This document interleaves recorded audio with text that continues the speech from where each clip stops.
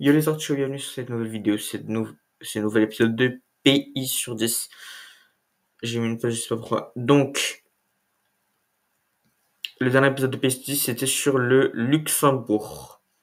On avait fini sur un 7,4 sur 10, comme la Belgique, la Tchéquie et je sais plus qui d'autre, peut-être les États-Unis. Et c'est le Luxembourg qui avait pris le dessus sur tous les autres. Hier, c'était la journée nationale de la Hongrie. Et vu que je n'avais pas du tout oublié de faire un vote pour savoir sur quel pays vous voulez que je fasse le prochain épisode, et vu que entre-temps j'ai pas pensé à juste regarder qui était le deuxième pays le plus voté sur l'autre vote, et ben je me suis dit c'est pas grave, je vais faire la vidéo pour la journée nationale de la Hongrie, mais juste un jour en retard. Je sais que demain c'est la Saint-Patrick, mais j'ai déjà fait le jour de la Saint-Patrick une vidéo sur l'Irlande, donc pas besoin d'en faire une autre. Voilà, donc on va parler aujourd'hui de la Hongrie. Donc pour ceux qui connaissent pas Pays sur 10, ça m'étonnerait à ce moment-là, parce qu'il y a déjà genre, ben là c'est notre 15e épisode je crois, donc si vous voulez regarder les autres, parce que franchement là ça sert même plus à rien de regarder cet épisode si vous ne regarderez pas les 14 précédents, donc voilà, enfin si vous n'avez regardé aucun des 14 précédents, mais je vais quand même rappeler le concept, parce que je fais ça à chaque fois. Donc, il y a 5 critères sur lesquels je dois noter un pays, le pays de la vidéo d'aujourd'hui, donc la Hongrie. Ces critères sont le drapeau, les gens, la nourriture, la sécurité et la beauté, naturelle ou de l'architecture en gros. La sécurité, je me base sur l'indice de sécurité. La nourriture, en général, je me base plutôt sur le plan national. Les gens, des gens que je connais ou de ce que j'en ai entendu, et le drapeau, c'est vraiment très très subjectif là pour le coup. Donc, toutes ces notes sur 10. Après, je les additionne ensemble et je les divise par 5 pour nous faire un total sur 10. Et le but, après, c'est du coup de mettre ces classements dans un... Non, ces notes dans un classement. Et après, une fois que j'aurai fait le plus de pays possible, de faire une vidéo pour énoncer ce classement. Donc, voilà, c'est le but de ce petit projet. De ce gros projet même. Parce que là, on est qu'au 15e pays et je compte en faire genre 200. Donc, voilà, il me reste 185. C'est bien. 186 même parce que j'ai toujours pas parlé de la Hongrie. Bref, on va parler de tout ça. Donc déjà le drapeau. C'est un drapeau très très simple, c'est un tricolore, donc avec 3 barres horizontales, rouge, blanc, vert. Donc c'est le drapeau italien mais tourné sur le côté. Et vu qu'au drapeau italien j'avais donné un 6 sur 10, je ne vois pas pourquoi je ne donnerais pas la même note à celui-là, parce que encore une fois c'est un drapeau tricolore très simple, donc ça enlève des points, mais vu que c'est pas le couleur classique bleu, blanc, rouge et qu'il y a du vert, et je trouve que le vert dans les drapeaux ça marche. Alors juste un petit point bonus parce que normalement les tricolores bleu, blanc, rouge classiques ou juste rouge et blanc ou rouge et bleu par exemple, comme le Pérou, qui est 3 barres verticales rouge, blanc, rouge. Là, j'avais donné 7 sur 10, comme la France aussi, parce que bleu, blanc, rouge, je sais pas très original. Rien que le drapeau juste au-dessus de moi, là, celui-là, là, il est bleu, blanc, rouge aussi, donc c'est juste pas original, mais le vert, ça rajoute un petit bon bonus, donc ça fait un 6 sur 10.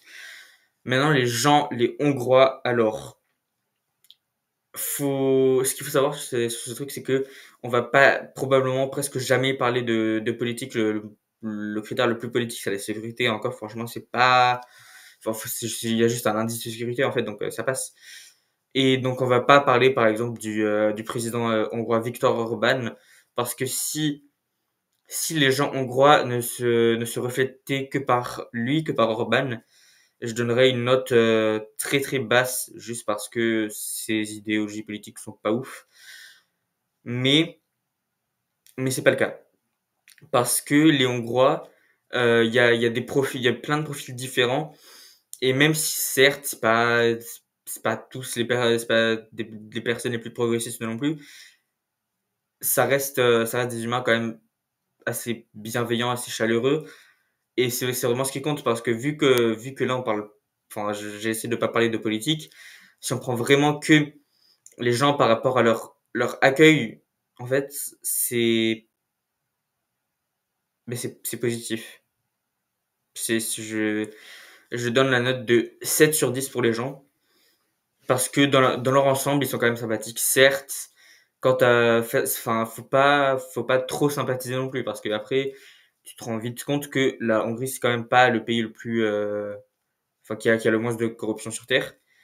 Mais Franchement, y a bien pire et je pense que, les gens hongrois sont en général, assez sympas, enfin il y a rien à dire, quoi. En passant sur la nourriture, donc le plat national de la Hongrie parce que je ne connais rien de ce que fait la Hongrie et en fait si je connaissais ce plat mais j'avais oublié que ça venait d'Hongrie, mais du coup c'est le plat national, c'est le goulash et vu que je dois me baser que sur le goulash parce que c'est le seul élément que j'ai pour cette, note, c'est pour ça que c'est vraiment une note très, faut faire gaffe à ce que tu choisis comme plat national parce que je suis sûr que la Hongrie ils font plein de trucs super, mais leur plat national c'est quand même le goulash quoi. Donc c'est-à-dire la viande bien filandreuse, bien fondante. Donc c'est vraiment un type de viande qui me dérange. J'aime pas du tout ce type de texture filandreuse. Plus donc des carottes et tout, pourquoi pas. Mais ça fait une sorte de soupe limite, mais ça fait un résultat fade qui n'a absolument aucun goût. Je suis désolé, je vois pas comment tu peux trouver quelque chose de bon dans le goulash en fait. Enfin, je vois pourquoi, mais c'est juste que moi personnellement, ça m'a jamais plus attiré que ça particulièrement le goulash. Donc c'est pour ça que je vais donner la note de 5 sur 10 pour la nourriture hongroise. Franchement, j'aurais pu mettre plus bas, hein. C'est comme le Luxembourg. Oui, c'était le Luxembourg, ils avaient un plat ultra chelou là, le truc avec le truc qui s'appelait juif de je sais pas quoi. Bref, c'était ultra chelou. Franchement, j'aurais pu mettre encore plus bas, genre un 3 ou un 4. Là, encore, c'est vraiment juste que c'est ultra fade et qu'il y a absolument rien pour moi. Donc ça part sur un 5 sur 10, pas plus haut, pas plus bas. Voilà. De toute façon, je vais toujours avoir du mal à mettre en dessous de 5 sur 10. Vraiment, je pense que le seul secteur où je peux me le permettre, c'est la sécurité parce qu'il y a des pays qui ont une sécurité de merde. Je pense qu'à partir du moment... Ah oui, j'ai pas dit comment ça marchait la sécurité. Donc en gros, c'est une note de 1 à 3. Sachant que 3 c'est le pire et 1 c'est le meilleur. Donc plus tu te rapproches de 1, plus sécurisé tu es. Plus tu te rapproches de 3, le pire tu es. Donc je pense en vrai... Ouais, non, ça va même pas jusqu'à 3. Ça va jusqu'à 3,5. Donc je pense que pour moi mettre une note négative à la sécurité, il faudrait que le pays soit à au-dessus de peut-être 2,3, un truc comme ça. Pour l'instant, j'ai pas encore vu, hein. Et en parlant de sécurité, on va passer là-dessus. Donc j'ai du coup regardé les niveaux de sécurité de la Hongrie et franchement, je m'attendais à du peut-être même non, en vrai pas. Mais je m'attendais à genre du 1,7, 1,8, donc un truc ça passe, mais c'est pas incroyable. J'aurais mis peut-être je sais même pas en vrai, un 6. Ouais, je pense un 6. Mais la sécurité de la Hongrie est à 1,5. Donc je suis quand même assez surpris parce que enfin, la Hongrie pour moi, vu que c'est Orban à la tête du pays, en fait, je m'attends à un truc ultra dangereux, mais en fait non. Juste parce que c'est un pays qui a un peu de corruption et qui est pas incroyable niveau politique, ça veut pas dire que la sécurité n'y est pas parce qu'en fait, c'est vrai qu'en y repentant, j'ai jamais entendu quelqu'un se plaindre, enfin quelqu'un qui est allé en Hongrie se plaindre du fait que ce soit dangereux. C'est vrai que la Hongrie c'est quand même un pays, enfin c'est un pays en Europe, en Union européenne et dans l'OTAN, donc c'est quand même, ça va, ça passe, c'est sécurisé quoi. Du coup, en général, enfin là c'est vraiment la sécurité, c'est très simple à noter, c'est-à-dire que pour moi, un 10 sur 10, c'est vraiment, ce serait euh, en dessous de 1,2, c'est un 10 sur 10. Mais pour l'instant, il me semble qu'il y a que deux pays qui sont à 1,1, y compris l'Islande que j'ai déjà noté et un autre. Donc voilà, on en reparlera. Mais ce pays aura probablement un 10 sur 10 en sécurité. Et, et du coup, vu que pour moi, 1,2, 1,3, là, on est peut-être même 1,4, on est sur du 9, mais 1,5, on est plutôt sur du 8. Donc, c'est ce que je vais donner à la Hongrie, un 8 sur 10. C'est vraiment des notes toutes faites, hein. La sécurité, il faut juste aller sur l'indice de sécurité, voilà. Après, il y a pas mal de pays qui sont pas sur l'indice de sécurité, donc ça, c'est un peu plus chiant, faut un peu plus cogiter, un peu plus cogiter, comme l'épisode précédent de Luxembourg, mais voilà. Et enfin, le dernier critère, c'est la beauté naturelle.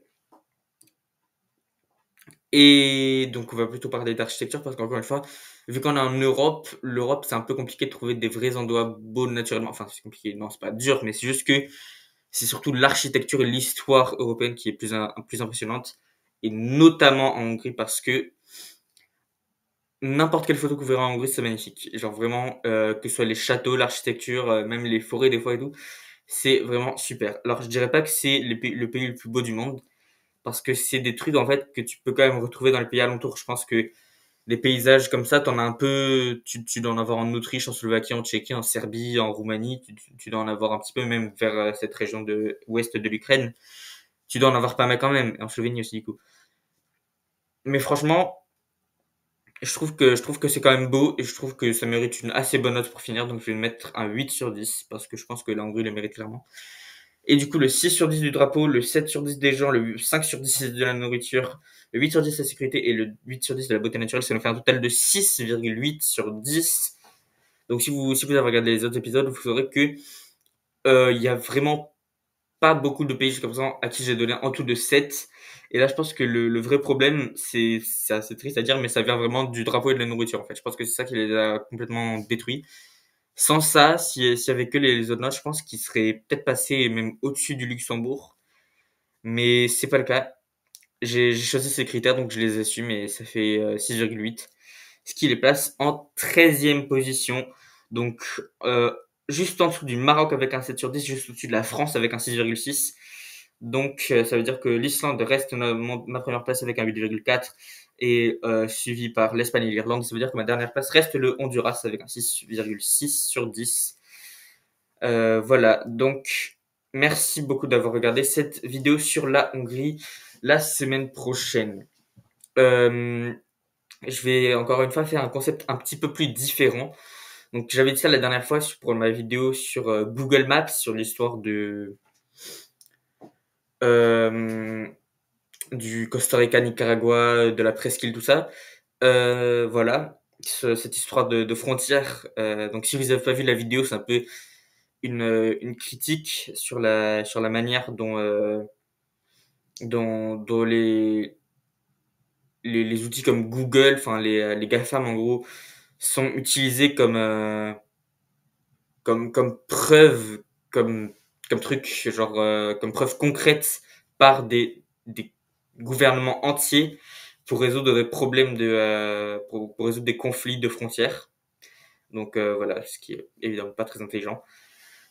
Mais la semaine prochaine, ce sera encore un truc un peu différent. Ça va, si je peux spoiler, ça va être un peu dans la même veine que ma vidéo où je classais les pays. Bon, j'ai jamais continué, hein, j'ai fait que les quelques pires en gros. Mais voilà, où je classais les pays, ça va être à peu près dans cette veine-là. Donc voilà, ça va être une vidéo assez intéressante et c'est quelque chose qui me tient assez à cœur. Donc voilà. J'espère, encore une fois, je dis la semaine prochaine, mais la prochaine fois, parce que forcément je peux pas prévoir quand je serai libre ou pas. Mais j'espère en tout cas que ce sera la semaine prochaine. Donc, ben, jusqu'à cette fois, je vous dis à bientôt et bye les papayes.